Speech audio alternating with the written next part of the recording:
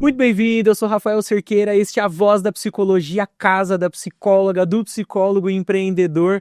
Hoje a gente vai sair um pouco da mesmice que a gente estava trazendo, não que isso não é bom, até porque a gente, para aprender, é repetição e redundância.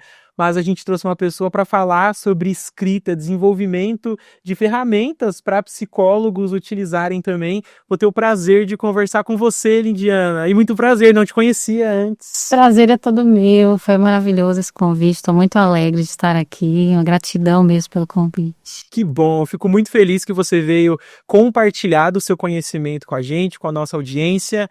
Antes da gente começar o nosso papo, lembrar todo mundo que esta conversa e muitas outras você consegue lá em qualquer agregador de podcast, Spotify, enfim, vai lá, a Voz da Psicologia, vai ouvir todos os episódios completos, são papos muito bons, a gente está aqui exercitando a nossa mente empreendedora. Infelizmente a faculdade não ensinou tanto e todo psicólogo, psicóloga tem que saber, né, um pouquinho o mínimo aí sobre empreendedorismo. E para mais novidades, não só daqui da Voz da Psicologia, também do Psicoclub, vai lá nas nossas redes sociais, @psico.club, e você também confere o que a gente está lançando nas comunidades, se você já tem aí a assinatura do Psicoclub com a gente.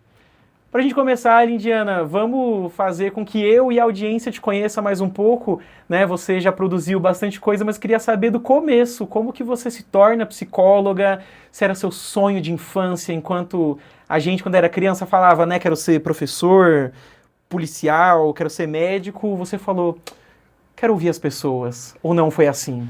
Não foi assim. Ah, sabia. Como foi? Bom, na verdade, eu terminei o ensino médio, eu morava em Ilhabela, litoral norte de São Paulo, e eu terminei o ensino médio e eu não sabia o que eu queria fazer. Eu tinha muitas ideias na cabeça, mas não era psicologia. Arquitetura, administração de empresas, né? Meu pai era construtor, então eu pensava na arquitetura por isso. Mas aí, em 2006, né, eu jogava um jogo online de RPG, e eu conheci uma pessoa no jogo que morava em Uberlândia, e através dele, né, dessa paixão que surgiu, né, dentro dos cenários do jogo, a gente quis estreitar isso e eu vim para Uberlândia, né, não tinha nem viajado de avião, primeira vez, eu que vim conhecer ele. Olha só. Exato, olha, isso hoje é comum, mas imagina 19 anos atrás, né, uma menina de 21 anos pegar um avião, ir para outro estado, conhecer uma pessoa que você conheceu no jogo e que você nem sabia se ela era legal de verdade, né? Você conhecia pelo jogo, mas eu não tinha nem imagem dele, você acredita? Caramba! Nem imagem. Você veio com a cara e coragem? E a única foto que ele me mandou foi uma fotinho pequenininha daqui pra cima, 21 dias antes de eu viajar. Nossa. A gente trocava muito, era e-mail ainda, era na época do e-mail. Você conhece um programa que tinha na MTV, não sei se tem ainda, né, porque acho que a MTV tá na TV a cabo, que chamava Catfish? Ah, lembro.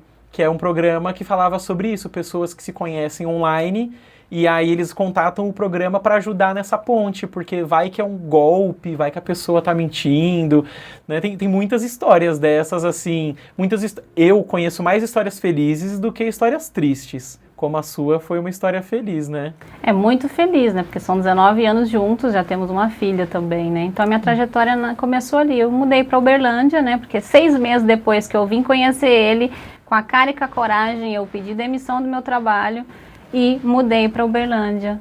Caramba! E aí aqui é que eu fui fazer cursinho, tentar me entender com relação ao que eu queria fazer. Então, e aí numa revista, né, que falava das profissões do futuro, eu encontrei a psicologia. Aí eu fui tentar entender o que era psicologia, né, quais características que eram boas para um psicólogo.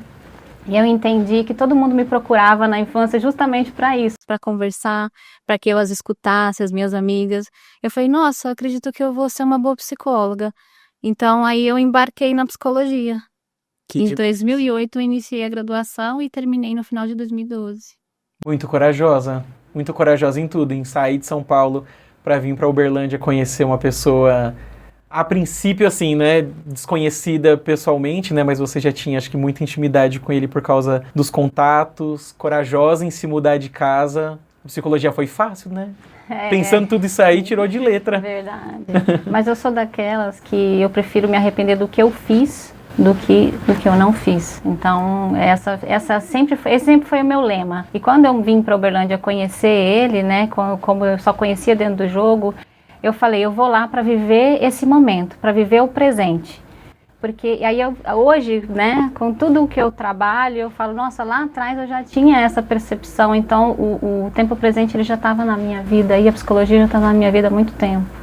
Olha só, eu falo, quando a gente tem essa vivência e a gente sabe que é melhor o antes feito do que perfeito, ou é melhor fazer do que se arrepender de não ter feito, se a gente pudesse enfiar isso dentro da cabeça das pessoas, sabe, com muita responsabilidade, assim, né? Claro. A gente não tá falando para todo mundo sair fazendo tudo que dá na telha, mas via de regra, é bom a gente se jogar nos nossos sonhos, até porque acho que é assim, se você tem minimamente um plano, esforço, e quando a gente faz uma escolha, a gente também está correndo vários outros riscos. Se a gente decide uma formação por uma e não outra, por mais que ela esteja super aquecida no mercado, ainda é um risco. Sim.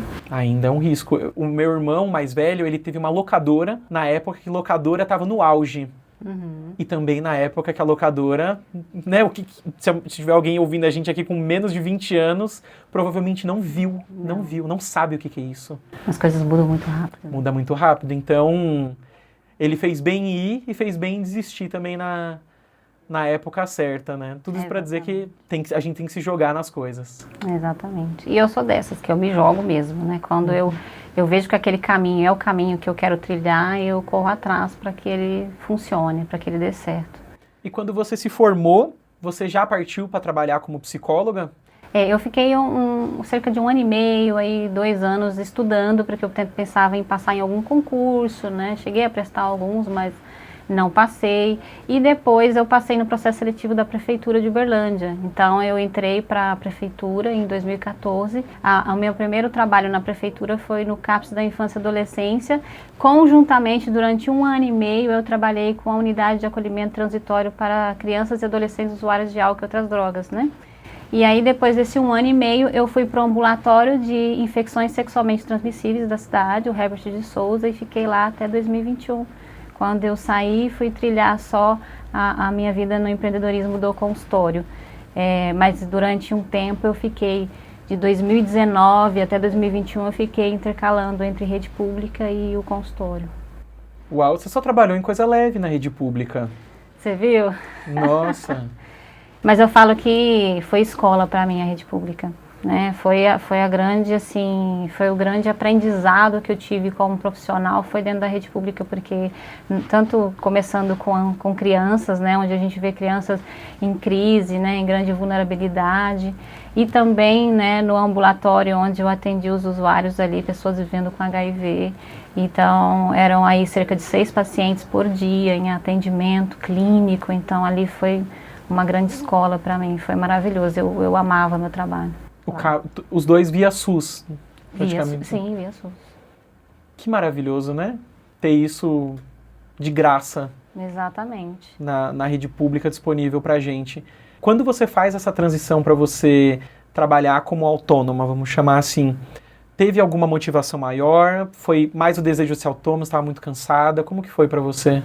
Na verdade, era o desejo de ter algo a mais, né? Trilhar, de ter mais um novo caminho também, uma nova possibilidade. E aí, em 2019, né, eu comecei sublocando a sala de uma amiga, para poder começar os atendimentos no consultório. E eu comecei a perceber que esse tete a tete aqui, ó, eu de frente para um paciente somente, não me bastava. Eu queria inovação, eu queria algo diferente para o atendimento. E aí foi quando eu fui atrás de formações, né, de ferramentas que pudesse agregar um valor maior a essa conversa no consultório. E eu me deparei com um curso de gamificação para psicólogos, né, da querida psicóloga Kabila Rabuski, que inclusive, acredito que vocês até conhecem, ela é mentorada do Bruno Rodrigues, que eu já vi lá no site de vocês no Instagram. Sim, Bruno Rodrigues tem canal com a gente aqui no Psicoclub. Foi através dele que eu conheci a Camila e eu conheci a gamificação. E lá na gamificação falava, olha, esse curso vai falar de jogos, e como eu já tinha sido uma jogadora online há muito tempo, eu falei, olha que legal, talvez tenha a ver comigo. E aí eu fui e embarquei na primeira turma ali do curso de gamificação, e nasceu, né, a ferramenta Jogo Tempo Presente. Que legal. Você já pensou também em trabalhar alguma coisa relacionada a RPG e terapia? Não sei se você já fez. Eu sei que tem um grupo que faz isso em São Paulo que chama D20.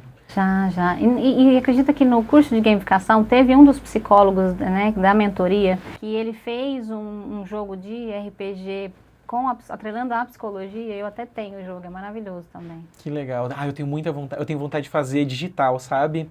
Eu vou compartilhar minha ideia, porque eu não tenho medo que as pessoas roubem ideias, porque ideia boa é ideia executada. Exatamente. Então, se alguém entrar em contato comigo para botar isso aí, né, para rodar, mas eu já pensei em fazer um jogo digital, como se fosse um RPG, e aí você controla um personagem que ele chega em Viena, na época que Freud tá ali, né, conversando com Breuer, tá entendendo o que é o inconsciente, e aí esse personagem, ele vai ser como se fosse um aprendiz aí ou vai ser de Freud ou de Jung, aí vai ser como se fosse dois caminhos que você pode ir escolhendo no jogo. E aí, como se fossem as batalhas, as coisas assim, vai funcionar dentro da cabeça dos pacientes, ele vendo assim, nossa, eu viajo nisso, eu fico pensando várias vezes, vou buscar esse curso de gamificação aí. Muito legal, muito legal. Vamos fazer? Vamos. Vamos A gente estudar. roteiriza, arruma alguém aí para fazer design. Entender quais elementos de gamificação que precisa colocar dentro do jogo, Sim, né? Porque sim. a gente estuda, né, elementos da gamificação dentro do curso. E como você destravar para tirar a sua ideia, né? Porque se você for muito crítico, a ideia ela não sai. Então você precisa destravar essa crítica para fluir o seu jogo, a sua criatividade ali para. E você deixou fluir, ó, você fez uma boa ideia. Ah, eu tô marinando essa ideia faz tempo. Então. Se alguém da audiência aí querer me puxar para algum programador bom de games aí, tá. Ideia é o que não falta aqui, né? A gente que é da psicologia, como a gente é de, vamos chamar, humanas, área da saúde, educação, acho que agora é o nosso momento, né, de buscar informação, tecnologia, porque pra gente não ficar para trás. Porque tem muita coisa legal pra gente. O que você fez eu acho que já é uma forma de tecnologia. Beleza que é um jogo, tá no papel, tudo, mas é o que você falou, você queria inovar dentro da clínica. Sim, ele é um jogo de tabuleiro, né, terapêutico, mas eu tenho ele gigante também, que dá para usar em vivências de grupo, que eu fiz ele grandão, uma lona, e eu também utilizo ele nos atendimentos online, né, eu tenho a versão digital que eu montei, né, onde você clica ali e já vai para a cartinha, já fiz todo um processo para ter no atendimento online também. Você pode explicar brevemente como é que funciona o jogo? Claro. Bom, o Jogo Tempo Presente, ele nasceu da minha experiência clínica, onde eu observava que as pessoas ficavam muito presas ao passado ou sofrendo ali pelo futuro, e quando você está nesses dois estágios, você não está em plenitude no presente. Então, a ideia do jogo era que eu conseguisse trabalhar essas dores das pessoas do passado e do futuro para que elas se conectassem ali com o presente. Então, o jogo ele tem, entre 64 perguntas, ele vai ter perguntas de passado, presente e futuro, né? E as perguntas de presente sempre vão ter essa ideia de trazer a positividade de viver hoje. Elas sempre vão ser mais tendenciosas a pessoa pensar mais no positivo, que era o que eu queria.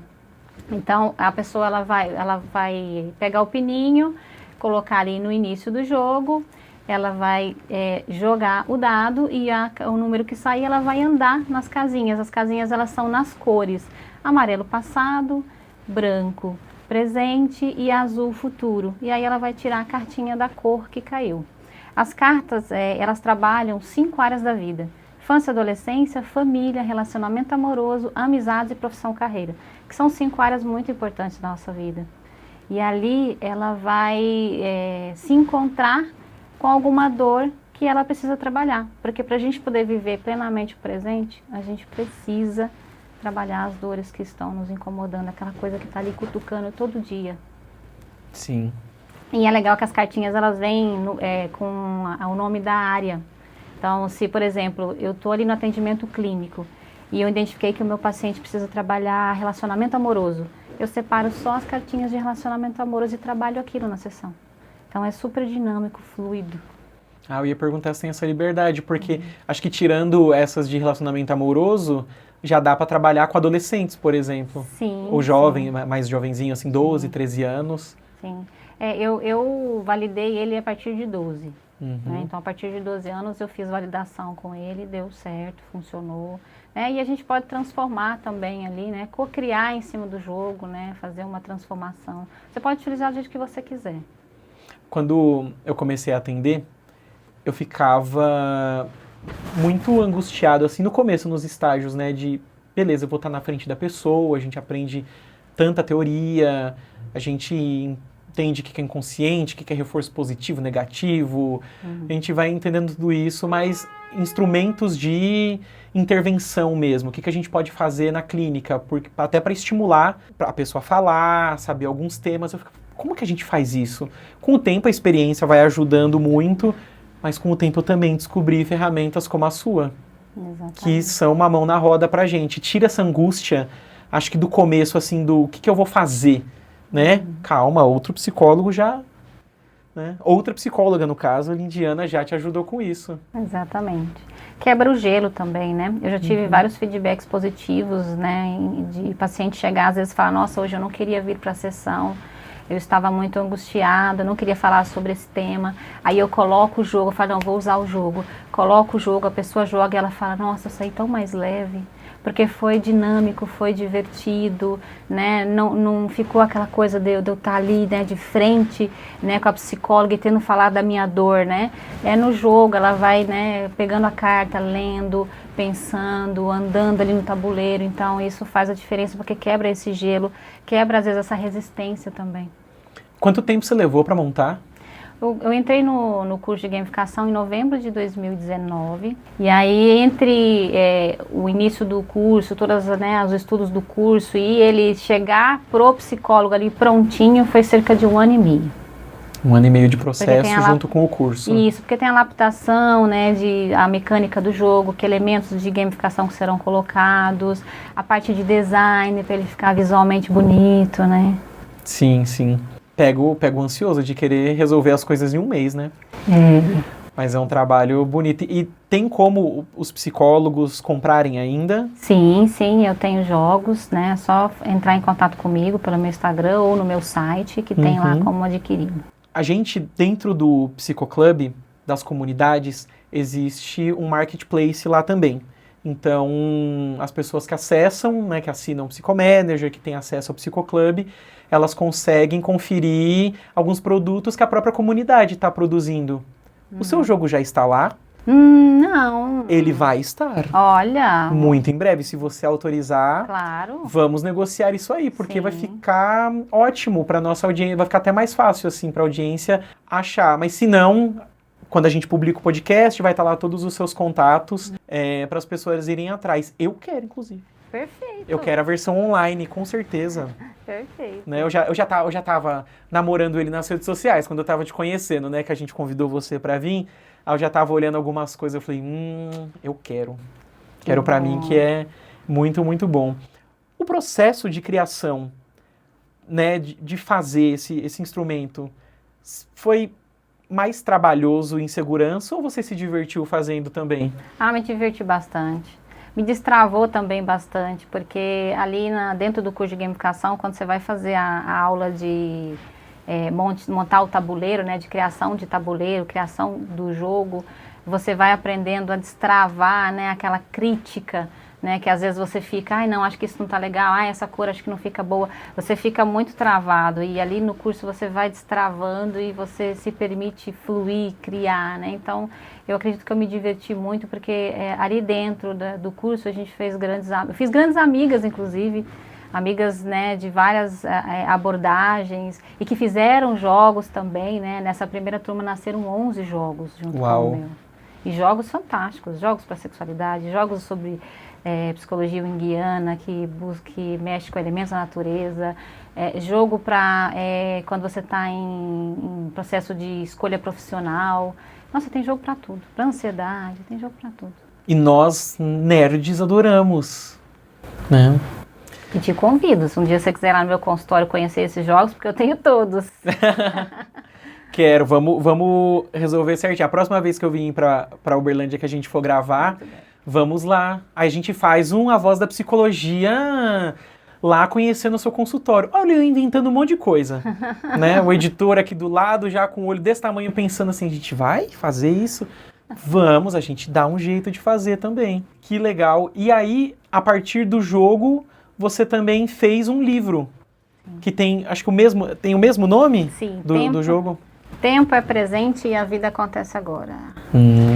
O jogo, ele fala de passado, presente e futuro, ou seja, ele também trabalha depressão e ansiedade. O livro, a mesma coisa, né? O livro, ele nasceu em 2022, né? Quando eu conheci o Fale Mais Sobre Isso Agora, que é uma mentoria do Leonardo Abraão, né, que é o criador da campanha Janeiro Branco, importante campanha de saúde mental. E eu entrei para a turma 1, né, dessa mentoria com ele, e eu já queria, na verdade, escrever um livro desde menina, sabe?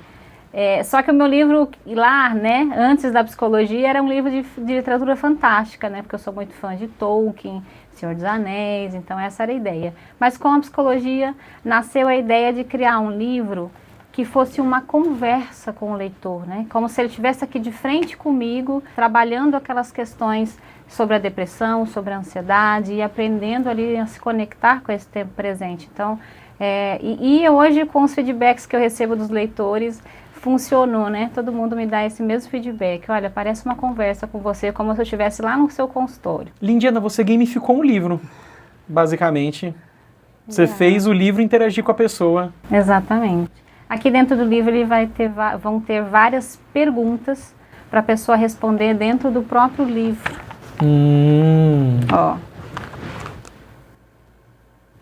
Em que a pessoa ela vai aprofundar esse autoconhecimento. E ela pode escrever no livro, Escrever dentro do próprio livro. Eu queria que fosse assim, que ela pudesse olhar para o livro e aqui dentro ela conseguisse colocar o que ela está sentindo naquele momento, porque com essa vida corrida, né, cada vez mais pessoas chegando nos atendimentos, querendo que o dia tenha 36 horas, porque não consegue caber tudo, né, no seu dia, eu queria que elas tivessem esse espaço para elas olharem e falar e se perguntarem sobre aquilo que elas estão sentindo.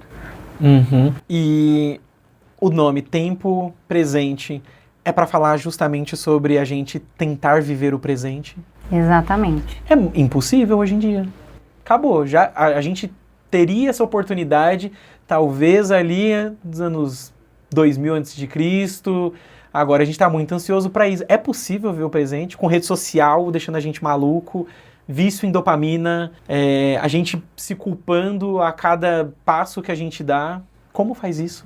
O jogo e o livro, para mim, né, é essa resistência. É a gente entender que é necessário a gente parar e voltar para aqui agora. E é possível sim.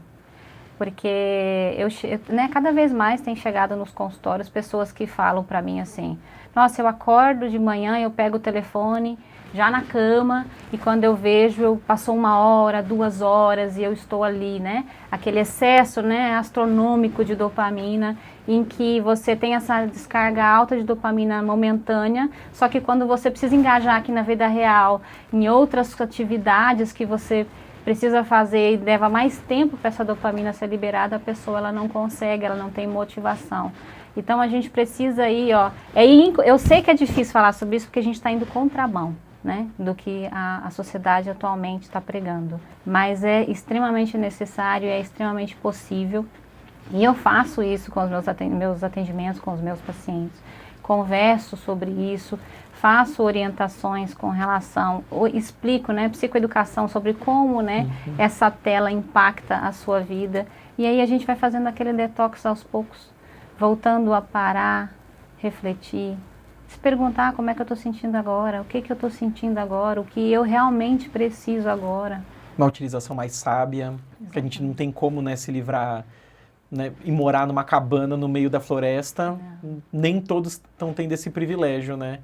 Mas como que a gente não deixa que aquilo escravize a gente? O que você falou de acordar com o celular, eu só reparei nesse problema quando, de forma artificial, vamos chamar assim, eu comecei a deixar o celular fora do quarto. E aí eu acordava e eu percebi que eu levantava mais disposto, mais rápido. E eu falei, nossa, eu achava que não era um problema. E era. É um grande problema. Porque eu fiz de teste, assim, sabe? Tipo, será que é mesmo? Todo mundo falando, né? A gente estudando. Sim, é um grande problema porque, na verdade, você já começa o dia procrastinando. Né? E procrastinar, junto com a procrastinação, qual é o grande sentimento que vem? A culpa. por você não estar conseguindo atingir as coisas que você precisa no dia. Aí você chega no final do dia, olha para trás e fala, nossa, eu não fiz tudo o que eu precisava. Mas não fez porque você está muito na esfera do circunstancial, né? Tem um autor brasileiro de um livro interessantíssimo também, que chama Christian Barbosa, que ele fala sobre 3 esferas do tempo. Ele fala da esfera do circunstancial, esfera da importância e esfera da urgência. Atualmente, né, com a questão da tecnologia, nós estamos vivendo na era do circunstancial e da urgência, né? Ou a gente está gastando tempo com atividades que não nos agregam nada, ou a gente está o tempo todo apagando incêndio. E, na verdade, 75% aí, mais ou menos, do nosso dia deveria estar na esfera da importância. Sim.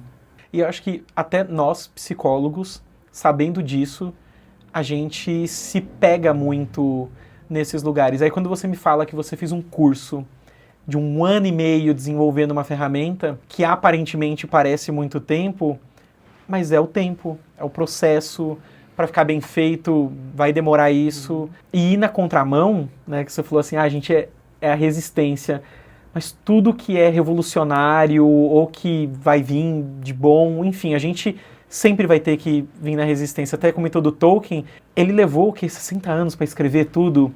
Que ele seria impossível hoje. Nenhuma editora, patrocinador, ninguém ia passar tanto tempo escrevendo algo. E ele fez aí uma obra-prima que vai ser lembrada pro resto da vida, assim, como referência para outras pessoas. Ele precisou ir na contramão também. E quantos desafios ele não enfrentou também, né? Quantos nãos talvez ele não recebeu, né? Quantas, né, pessoas talvez não acreditaram no início na obra dele. E olha que obra fantástica. Eu gosto muito do Stephen King, né? Como literatura fantástica, assim. É ótimo também. Ele, quando começou a escrever, ele era professor e ele mandava os livros que ele estava escrevendo para as editoras recusavam. Falavam, não gostavam, justificavam de alguma forma, porque ele é a cara da época dele. Mas naquela época não era o que as editoras estavam buscando, vamos chamar assim. Até que num desses, assim, ele se sentiu tão frustrado que ele pegou todo o manuscrito de um dos livros e jogou no lixo. E a esposa dele foi no lixo e falou assim, não vai. Ela mesmo pegou, embalou de volta, porque mandava no correio para a editora. E aí do lixo, uma editora aceitou. Foi Carrie a Estranha. Olha esse aí, livro tão famoso, né? Um dos primeiros que ele publicou. Livro maravilhoso já, inclusive. Até recentemente eu lendo, além da parte de terror, né, e tudo mais, fala sobre bullying, fala sobre exclusão, preconceito. E exatamente isso. Eu acredito que nós precisamos utilizar todas as ferramentas que temos para transformar a vida dos jovens, inclusive, né? Esses jovens que estão aí, né, na rede social, que estão nesse momento aí, excesso de dopamina, talvez utilizar esse tipo de literatura, colocando questões psicológicas dentro dessa leitura, né? Dentro de uma literatura fantástica, dentro de um terror, dentro de um drama. Por isso a importância da gamificação, de ter algo interativo, novo. Uma vez eu ouvi de um profissional da psicologia falando assim, a terapia está funcionando desde sempre. Para que ficar inventando? E eu acho isso tão ingênuo, sabe? Tão, não sei, assim, parece que a pessoa ela não estudou de verdade a própria psicologia, porque o ser humano ele é cíclico, a gente é extremamente afetado pelo nosso ambiente, pela nossa cultura, quando a gente fala que a gente é multifatorial, né? Exato. A nossa cultura ela influencia, então no momento que as pessoas estão mais ansiosas, elas estão precisando de uma intervenção que seja diferente só de uma conversa, o seu livro, por exemplo, faz toda a diferença. E é transformador, eu falo que a literatura é transformadora para todos nós. O livro, ele te faz dar um mergulho em si mesmo. O meu próprio livro foi um mergulho na minha vida, na minha história, porque aqui eu falo um pouco sobre mim. E até para escrever o livro, eu tive no início uma trava. Eu fiquei travada justamente porque eu tinha medo de exposição, eu tinha medo de estar, né, falando sobre mim. Talvez até aquele medo de dar certo, né? Vai que as pessoas gostem demais do livro e eu tenho que aparecer ainda mais, né? E o livro, ele foi essa transformação para mim, porque a partir daí eu curei essa ferida. Então, quantas feridas mais a gente não pode curar com uma ferramenta assim? E tá dando entrevista para podcast agora. Aí, culpa tá do vendo? livro. Culpa do livro. Se não fosse ele, não ia estar... Deu certo, deu tão certo que tá aqui. Exatamente. Viu? E como que... Você falou que fez a mentoria com o Leonardo Abraão. Como que foi essa experiência? Era para tirar uma ideia da cabeça e escrever um livro? Isso, né? A ideia do Leonardo é que a gente pegue o nosso conhecimento, né, em psicologia, saúde mental e que a gente leve para o mundo. Então, a mentoria é nesse sentido, para que a gente não tenha medo, né, de falar do que é importante. E cada vez mais vamos precisar, né? Olha, eu não falei lá no início que quando eu escolhi a psicologia foi justamente porque eu vi uma revista que falava da profissão do futuro, a psicologia era a profissão do futuro. 19 anos depois, nós estamos vendo que realmente, né, a gente tem tido taxas alarmantes aí, né, de depressão, ansiedade, taxas aumentando de suicídio. Então, a ideia dele é que a gente leve esse conhecimento para as pessoas, para que elas possam cuidar mais da sua saúde mental. E aí a mentoria, ela vem nesse sentido, a orientação dele, para criar esse mapa mental, entender o que você quer trabalhar, como você vai trabalhar. Então, vai desde o início até o finalzinho, até o livro estar pronto, materializado. Que legal. Eu gosto de fazer essas perguntas sobre a trajetória, para quem está ouvindo a gente, talvez parar para pensar assim, como é que eu vou criar um jogo? Eu não sou criativo igual a Indiana. Como que eu vou escrever um livro? Eu não sei escrever igual a Indiana. Mas, pelo visto, você também não sabia criar um jogo até criar. Exatamente. Não sabia escrever o livro até escrever. Não. Com o jogo mesmo, eu tinha experiência de jogo online, mas um jogo de tabuleiro, né, com vivências da psicologia, totalmente diferente. E aí eu fui buscar uma formação que me trouxesse, né, coragem, me trouxesse conhecimento, me trouxesse técnica para isso, né, e principalmente eu olhar para aquilo que eu quero fazer e acreditar naquilo que eu quero fazer. Acho que o principal é a gente acreditar no que a gente quer fazer, né? Porque tudo tem um propósito, né? Tudo tudo pode tocar alguém. Eu falo que se esse livro tocar uma pessoa, para mim já valeu a pena. E você já deve ter recebido feedback já. Já. Então, sabemos que valeu a pena. Sim. Quando eu queria também escrever um livro, uma ficção, e eu estudando na época sobre toque, pensei, não, o personagem ele vai ter transtorno obsessivo compulsivo pra gente trabalhar isso.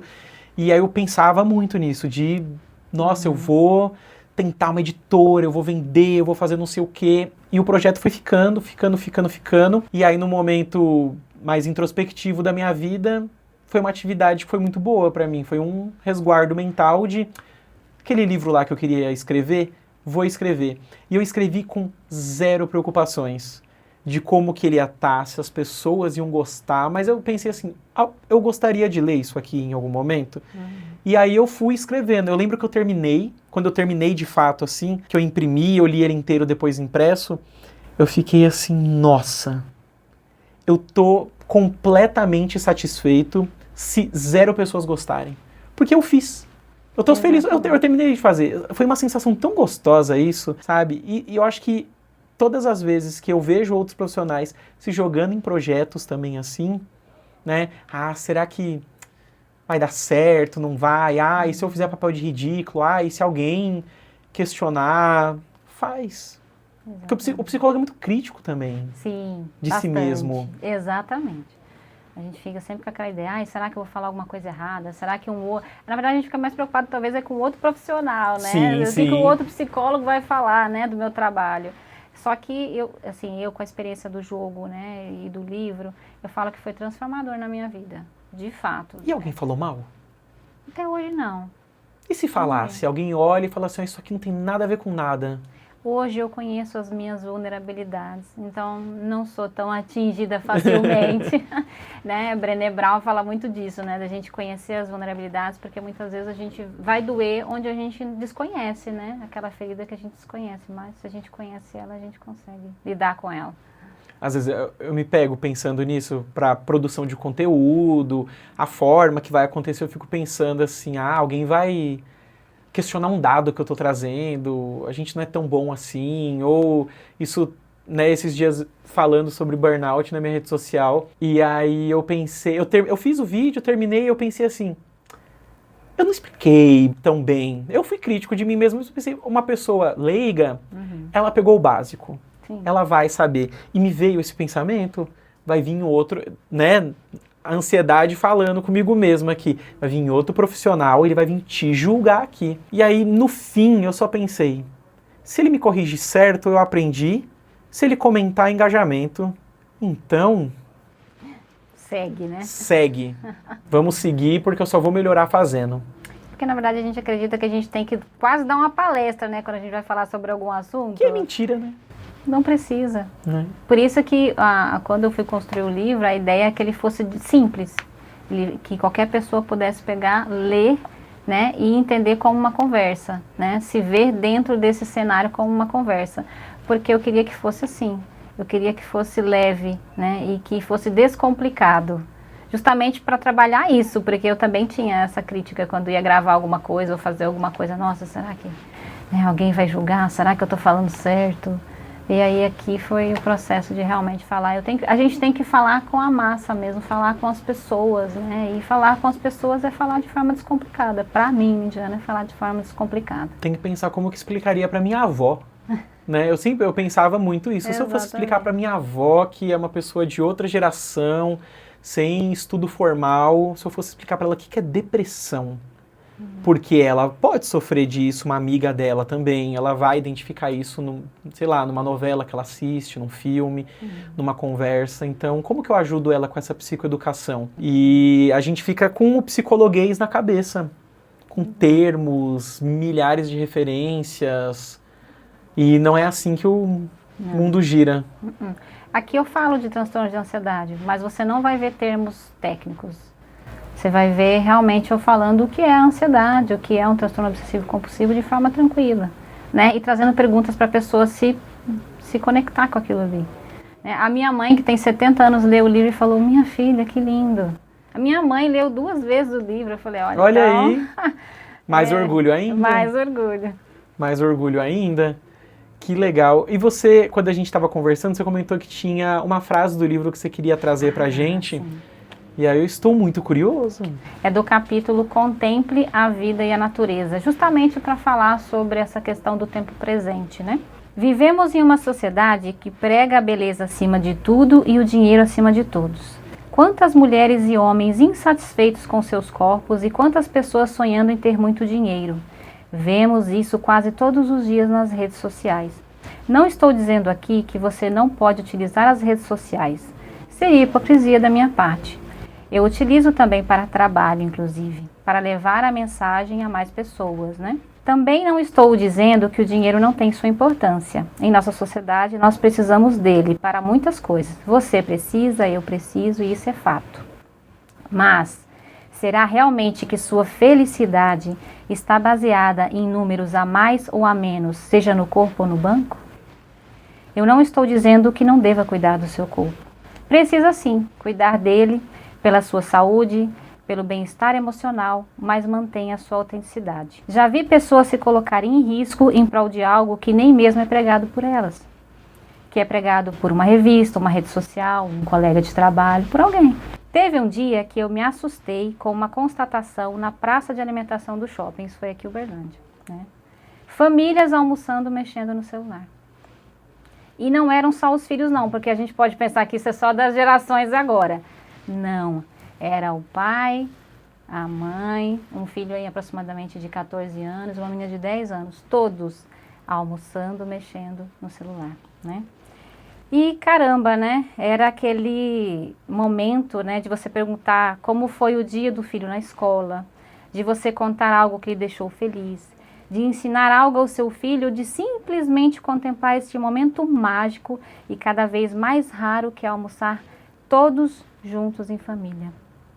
O que eu quero lhe fazer refletir é como podemos diminuir as redes sociais, os momentos circunstanciais e aumentar a vida, essa vida pulsante que vive dentro de nós e que almeja experienciar, sem algoritmos lhe influenciando a continuar preso e buscando mais do mesmo, desafiando e utilizando sua mente para olhar para o agora, para este momento, o momento de sorrir com seu filho, de abraçar sua mãe, de sentar em uma pedra à beira-mar e contemplar o horizonte, aquele pôr do sol que teimou em ser tão bonito e vibrante que lhe fez chorar. Chorar de emoção porque você pulsa, você vive Você ama, você se ama. Lindo. Necessário, né? Parece tão óbvio quando a gente começa a estudar, mas se fosse óbvio não tava todo mundo preso, né, com rede social, tava preso aí, deixando de viver, para que nem você falou, é tão raro ter uma família toda reunida e todo mundo no celular. Exatamente. E eu vi isso e aquilo ficou muito marcado. Eu falei, eu preciso colocar essa parte no livro. É claro que a gente tem que usar a rede social, sim. Eu não estou dizendo aqui, né, que a gente não pode usar. Mas eu quero chamar a atenção para o equilíbrio. Né? E acho que o grande desafio agora das nossas gerações futuras é esse equilíbrio. Porque a gente vê direto aí imagens de shows, né? E todo mundo, né? Você tem mais celular apontado para cima gravando do que você curtindo aquele momento. Então eu chamo a atenção, você pode ter fotos sim, você pode gravar sim, mas lembra de que as lembranças e as memórias elas estão sendo vividas aqui, por trás da câmera. Então também ter esse equilíbrio, usar as coisas com sabedoria, né? Nesse sentido. E gravações que ficam horrorosas. De show. Barulho, tudo estourado. Acho que é diferente de você ter um registro para se lembrar e a pessoa que grava o show inteiro, ela não vai ver. Exato. Ela não vai assistir aquilo depois de anos. Quem que assiste, né? Vamos falar. A gente faz tantas gravações. Eu falo que, assim, nasce uma mãe, nasce uma fotógrafa. Porque eu, quando a minha filha nasceu, se você for ver o meu Google Fotos ali, é muita foto e vídeo da minha filha. Dela eu vejo, mas de outras coisas eu não assisto. Se eu gravei uma palestra, ou se eu gravei um curso, ou se eu gravei alguma coisa, você não assiste depois, porque você já ouviu aquilo ali, aquilo já está materializado aqui, né? Então, isso foi uma coisa para estudo ainda, mas é isso, a gente é doutrinado para isso, que nem você comentou dos algoritmos, mas por detrás dos algoritmos estão profissionais, inclusive na época que o Facebook estava na ascensão, assim, quando ele tinha acabado de comprar o Instagram, eu lembro de ler que a equipe de psicólogos, pesquisadores do Facebook era gigantesca, gigantesca. Psicólogos, analistas de dados, justamente para eles entenderem o comportamento humano e como que eles manipulam para você ficar cada vez mais ali, achando que você quer estar ali, tipo, você não está sendo obrigado. Ninguém obriga ninguém a pegar um celular. Não. Ninguém obriga ninguém. A pessoa acha que ela está se divertindo, está passando tempo, é um entretenimento como qualquer outro, isso também, eles tentam manipular a gente para isso, mas na real eles querem mostrar a propaganda, que eles estão ganhando dinheiro lá, adoecendo todo mundo de tabela, né?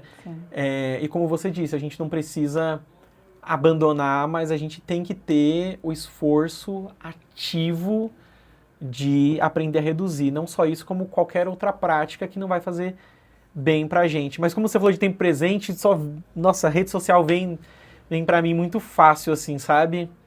Exato. O quanto atrapalha a nossa mente, a nossa vida para viver o presente. Sim, é porque a gente fica preso, né, naquele excesso de dopamina e o seu cérebro ele vai habituando a isso, né? Ele vai acostumando e cada vez mais ele quer mais doses daquilo ali. Então, quando você fala que acorda, pega o celular e quando vê passou 2 horas e você não se deu conta daquele tempo, é um tempo que não volta. Sim. Tem algo que acho que só quem tem um trabalho semelhante ao nosso talvez vai experienciar hoje em dia, que quando a gente está atendendo uma pessoa, a gente fica ali geralmente uns 50 minutos, 1 hora, né, a média de um atendimento. E a gente não tá com o celular, não tá com nada, a gente tá... Por mais que seja um atendimento online, a gente está ali, escutativa, atenção plena. Eu saio dos meus atendimentos, as pessoas às vezes comentam assim, nossa, você é psicólogo, deve sair carregadíssimo. Eu saio leve, porque eu tive meu trabalho me deu a oportunidade de passar 1 hora sem ver nada. Ali, ó, só com uma tarefa acontecendo. Exatamente. Isso é maravilhoso. Maravilhoso. E todo psicólogo eu acredito que escuta isso, né? De que, você trabalha com depressão, não é pesado? Já me perguntaram isso várias vezes. Eu falo, pesado é viver com depressão. Exato. Né? Isso é pesado. Agora você conversar com uma pessoa e ajudar ela a sair dali mais leve, né? E ir curando suas feridas para se livrar desse transtorno que é tão incapacitante, isso para mim é leve. Porque não tem uma pessoa que não possa melhorar do quadro que tem de depressão, ansiedade. Só basta ela encontrar o tratamento adequado. E quando eu vejo psicólogos, psicólogas que fizeram a formação e a maioria gosta, é algo, uma profissão assim, né? Trabalhar com comportamento humano é algo muito gostoso e a gente tem a oportunidade, o privilégio, né, de tudo isso que a gente está falando e ela desiste porque o mercado não tá bom, porque ela não consegue atender. Isso me deixa tão triste porque ela perdeu a oportunidade de trabalhar com algo incrível, que eu aposto que ela gosta, porque senão ela não tinha se formado, porque ela não soube como se posicionar, porque ela achou que ela tinha que ter todas as ideias do mundo, ela achou que ela tinha que ser igual a você, nascer pronta. Que a gente já aprendeu aqui que não nasceu. Não. Foi se especializando, estudando, vivendo, até chegar aqui. E é isso que eu gosto de mostrar para a audiência. O quanto a gente tem ainda, sabe? O quanto a gente é só aprender. É que a gente não sabia fazer, mas dá pra fazer, dá pra viver de psicologia, dá pra... Ninguém falando de ficar rico e vamos todo mundo, né, ter grandes conglomerados aqui maiores que o Facebook só de psicoterapia. Não é isso. Não sei se a gente consegue, podemos tentar, mas... Mas é possível, né? É possível viver. Sim, sim. As pessoas, elas desistem porque elas vão encontrando os entraves, né, ali e acabam desanimando. Mas existem tantos caminhos na psicologia, tanta coisa que você pode fazer, né? Assim, tem muitas pessoas que começam ali atendendo convênio, por exemplo, inicialmente. Eu não comecei atendendo convênio, eu nunca atendi convênio. Mas eu insisti. Eu insisti na proposta, eu fui lá, lutei, eu fui lá, estudei, eu fui buscar outras coisas que me agregassem, né, valor àqueles atendimentos, né? Então, cada um pode encontrar um caminho. Sim. Quando... Eu não sou junguiano, nem psicanalista, nem nada, mas eu admiro muito, assim, a forma como Freud e Jung foi fazendo nascer a teoria e a abordagem deles, porque isso inspirou muito do que a gente tem de práticas terapêuticas hoje em dia, por mais que você não siga exatamente uma abordagem dessas. E quando eles estavam descobrindo, aprendendo, eles viajavam um país para ir atrás de alguém falando sobre X. Então, Freud ali estudando, ele... Nossa, você ouviu dizer que tem um médico, Charcot, que está estudando algo parecido? Ele foi até lá fazer. Não é que assim, era a profissão do momento, não. Ele foi. Ele, sabe, ele buscou. Jung também procurou o Freud, ou Freud procurou o Jung, eu não vou lembrar agora quem procurou quem, mas foi também nessa de, tem alguém estudando isso que você tá pensando também. E aí eu corto para hoje e eu olho, quando eu estava me formando, tinha essa enxurrada de pessoas falando que psicologia não vai dar certo, que tem um termo que eu ouvia que era, nossa, ele é extremamente ofensivo, que é curso de espera marido, que a mulher fazia enquanto o marido dela tá se formando para sustentar ela fazia por hobby, porque ela não vai trabalhar com isso mesmo. E era até professores replicando isso. Horrível isso. E eu via que tinha alguns psicólogos que estavam trabalhando, estavam bem. Eu falava, gente, se tem 2 ou 3, pode ter 4. E eu posso ser esse quarto. Deve ter não é possível que eles teve toda a sorte do mundo, só caiu com eles. A gente vai estudando e vê que, assim, milhares de caminhos. Eu acredito que tem mercado para todos, né? Eu acho que todo mundo pode encontrar o seu caminho na psicologia. Infelizmente tem demanda, né? Tem, infelizmente. Como, infelizmente, 19 anos atrás já falavam que a profissão do futuro seria psicologia. O futuro chegou. O futuro está aqui e eu acredito que cada vez mais, né, nós já temos estimativas alarmantes, né? A própria Organização Mundial da Saúde já estima que até 2030 a depressão seja a doença mais comum do mundo. Né? E, consequentemente, será que mais afastará do trabalho. A gente vai ultrapassar coisas orgânicas aí como, né, problemas cardíacos, então não tem como não ter espaço para psicologia. E a gente precisa encontrar esse espaço, precisa falar sobre psicologia, precisa falar sobre saúde mental, né? A gente precisa cavar o nosso espaço para não deixar que pseudociências ou coisas assim aleatórias tomem conta. Porque uma pessoa, quando ela tá com a dor, ela não quer saber se você é psicólogo, psicóloga, ela quer resolver a dor dela. Se alguma outra pessoa chega com uma prática que a gente sabe que não é a mais indicada do mundo, ela pode ter muito efeito colateral, ela absorve a pessoa, pronto, vai dar errado. Né? Eu já vi paciente que estava há anos, com todas as aspas do mundo, tratando ansiedade com drogas ilícitas, porque era a forma que ele descobriu, que alguém falou, não, se você consumir X produto aqui, você trata isso aí, vai dar tudo certo. E não era uma pessoa leiga que morou isolado do mundo, não. É uma pessoa que tinha curso superior, trabalhava, vivia e estava caindo nesse tipo de papo. A gente tem que ocupar o nosso espaço. Porque a cada psicólogo que se omite, tem uma pessoa na internet falando a maior bobagem do mundo. Sim, infelizmente, né? Então, precisamos aí, né, desbravar, né, o nosso caminho e falar mais de saúde mental para que as pessoas fiquem bem, né? Que elas melhorem desses quadros que são tão incapacitantes hoje em dia.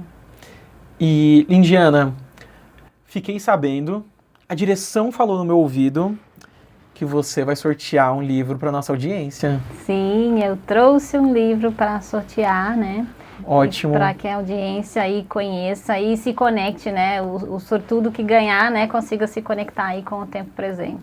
Como a maior parte da nossa audiência é de psicólogos e psicólogas, além deles se conectarem, eu quero que eles se inspirem no seu trabalho para fazer novos e a gente trazer essa pessoa aqui no futuro também. Exatamente. Vamos empreender na psicologia, né? A gente não aprendeu na faculdade, mas há como buscar esse conhecimento. Tá aprendendo aqui.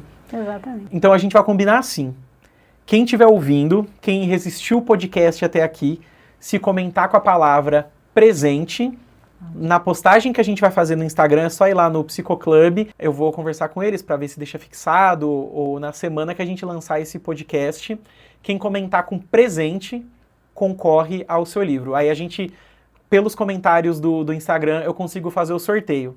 Aí eu faço até uma livezinha para mostrar que eu vou fazer ao vivo, sem uma baleira. E eu vou comentar para ver se eu ganho. Legal, muito bem. Né? Comente. Comentar umas 3 vezes. Indiana, foi incrível o papo com você. Foi muito bom, você tem uma fala muito leve, né? E você está fazendo um trabalho incrível. Incrível e necessário, viu? Muito obrigado. Obrigada, gratidão estar aqui. Foi maravilhoso esse convite. O primeiro, quem sabe, de muitos, né? Olha aí. Não, quero ver você falando em muitos podcasts ainda, viu? Com certeza. Né? Palestras eu sei que você já faz. Sim, sim. Né? Então, já a habilidade de falar para público já tem. Já. Essa parte eu já destravei. Ótimo. E como é que a gente te acha em redes sociais? Como que alguém entra em contato com você? Meu Instagram é psicóloga Lindiana Salvador. Tem o meu site, lindianasalvador.com.br. E tem o Instagram do jogo também, Jogo Tempo Presente. Ótimo. Pelo seu site a gente consegue comprar o jogo, por exemplo? Consegue. O jogo e o livro, todos estão lá. Maravilha. Vamos colocar todos aí na descrição e te marcando também, que pelas nossas redes sociais as pessoas conseguem te achar. Maravilha. Maravilha. Muito, muito obrigado. Você que acompanhou até aqui, aproveita, avalia a gente aonde você estiver ouvindo. Então, se você está ouvindo pelo YouTube, vai lá dar o curtir. Se está ouvindo pelo Spotify, dá para deixar 5 estrelinhas, dá para fazer comentários por lá também. Segue a gente para não perder os novos episódios da Voz da Psicologia e outras novidades que as comunidades do Psicoclub têm para você. A gente fica por aqui e até o próximo podcast.